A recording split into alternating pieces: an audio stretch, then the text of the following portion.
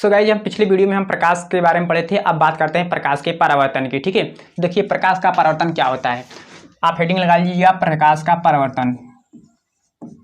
प्रकाश का परावर्तन,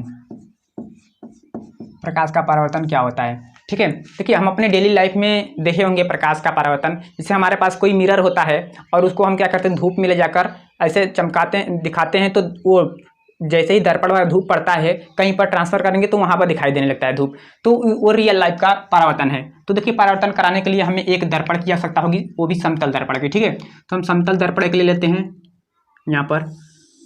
ठीक है, हम मान लेते हैं कि ये समतल दर्पण है और इस पर हमें कलई किया रहता है। जैसे पेंट पॉलिश नहीं बोलते हैं, पारे अथवा चांदी की पॉलिश और पेंट लगा रहता है किसी भी गहरे रंग का। ठीक है, इसी को हम कलई कहते हैं। तो ऐसे कलई किया रहता है, ये समतल दर्पण है। ठीक है, क्या है, समतल दर्पण,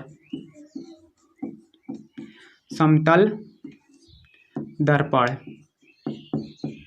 तो देखिए हम क्या करते हैं, एक प्रकाश किरण ले जाएंगे और इस समतल दर्पण पर पड़ाएंगे। जैसे मान लो हमारे पास एक प्रकाश किरण आई, समतल दर्पण पर पड़ी। ठीक है, जब ऐसे ये प्रकाश किरण आई, समतल दर्पण पर पड़ी और दर्पण पर टकराने के बाद हम क्या कर, उसी माध्यम में क्या की, वापस लौट गई। ठीक है, तो हम इसकी ऐसे परिभाषा लिखेंगे प्रकाश के परावर्तन की कि जब कोई प्रकाश किरण किसी समतल दर्पण या किसी चिकने तल पर, ठीक है, चिकना तल होना चाहिए या समतल दर्पण होना चाहिए। ठीक है, तो जब कोई प्रकाश किरण किसी समतल दर्पण पर या किसी चिकने तल पर टकराती है तो टकराने के बाद उसी माध्यम में वापस लौट जाती है, इस घटना को हम प्रकाश का परावर्तन कहते हैं। ठीक है, प्रकाश का परावर्तन कहते हैं। ठीक है, अब देखो जो ये किरण आती है इसे हम बोलते हैं आपतित किरण। क्या बोलते हैं, आपतित किरण। ठीक है, और ये जो किरण उसी माध्यम में वापस लौट गई ना, इसे कहते हैं परावर्तित किरण। परावर्तित किरण। ठीक है, और देखिए आपतित किरण जिस बिंदु पर आती है उसे बोलते हैं हम आपतन बिंदु। ठीक है, इसे बोलते हैं आपतन बिंदु, आपतन बिंदु। और देखिए अगर आपतन बिंदु पर अगर हम लंब खींच दें तो इसे हम अभिलंब बोलते हैं। ठीक है, आपतन बिंदु पर खींचे गए लंब को हम अभिलंब बोलते हैं। ये अभिलंब को डॉट डॉट दिखाते हैं। ठीक है, हमारा अच्छा से फिगर ना बन समझ में नहीं आ रहा तो आप अच्छा से बनाइएगा बुक से देखकर। ये हम डॉट डॉट बनाने की कोशिश कर रहे हैं। ठीक है, यहाँ पर ये अभिलंब होता है, इसे बोलते हैं अभिलंब। अभिलंब। देखिए हमारा फिगर थोड़ा टेढ़ा उड़ा दिखाई दे रहा है, बट आप सीधे सीधे बनाइएगा। ठीक है, देखते हैं आगे। और देखिए अभिलंब, ये जो अभिलंब है और आपतित किरण है, इसके बीच ये जो कोण बनता है इसे बोलते हैं आपतन कोण। क्या बोलते हैं, आपतन कोण। इसे छोटा वाले आई से दिखाते हैं, प्रदर्शित करते हैं। ठीक है, छोटा वाले आई से प्रदर्शित करते हैं। फिर उसके बाद ये हमारे पास परावर्तित किरण है जो, और उस ये अभिलंब के बीच ये जो कोण बना है इसे कहते हैं, इसे आपतन कोण, इसे कहते हैं परावर्तन कोण। परावर्तन कोण। इसे छोटा वाले आर से दिखाते हैं। आई होप समझ में आ रहा है आपको।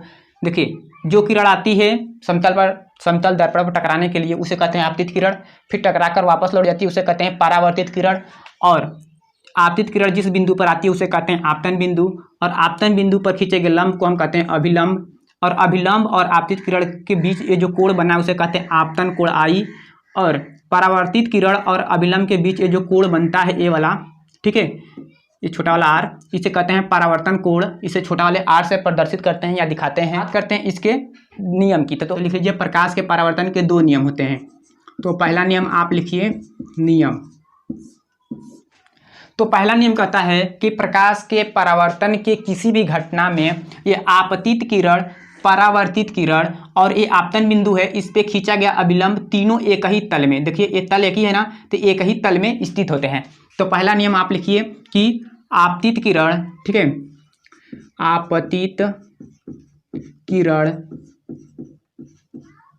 कमा लगा लीजिए। देखिए आपतित किरण ये परावर्तित किरण, परावर्तित किरण तथा आपतित किरण, परावर्तित किरण तथा आपतन बिंदु पर खींचा गया अभिलंब तथा आपतन बिंदु पर खींचा गया अभिलंब तीनों एक ही तल में स्थित होते हैं। ठीक है, सब एक ही तल में, देखो आपतित किरण, परावर्तित किरण और आपतन बिंदु पर खींचा गया विलंब सब एक ही तल में स्थित होते हैं। यह पहला नियम कहता है। बात करते हैं दूसरा नियम की। ठीक है, तो दूसरा नियम यहाँ पर लिख लीजिए। दूसरा नियम कहता है कि जो आपतन कोण ये है ना, आपतन कोण आई है जो, ये परावर्तन कोण के आर के बराबर होता है। अर्थात यहाँ पर मान लीजिए अगर 60 अंश का कोण बन रहा है तो ये वाला भी 60 अंश का होगा। ये 45 अंश का तो ये भी 45 अंश का, अगर ये 50 अंश का तो ये भी 50 अंश का। ठीक है, तो दूसरा नियम कहता है कि प्रकाश के परावर्तन के किसी भी घटना में ये आपतन कोण और परावर्तन कोण आपस में दोनों बराबर होते हैं। आपतन कोण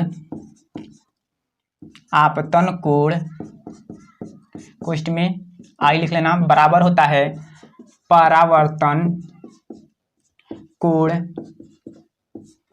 आर के। ठीक है, ये हमारा दूसरा नियम कहता है। सो कि आपको ये वीडियो पसंद आया है। अगर आपको पसंद आया तो प्लीज़ अपने फ्रेंड्स में जरूर शेयर कीजिएगा और हमारे चैनल को जरूर सब्सक्राइब कीजिएगा। तो मिलते हैं नेक्स्ट टॉपिक पर अगले वीडियो में। वीडियो देखने के लिए थैंक्स।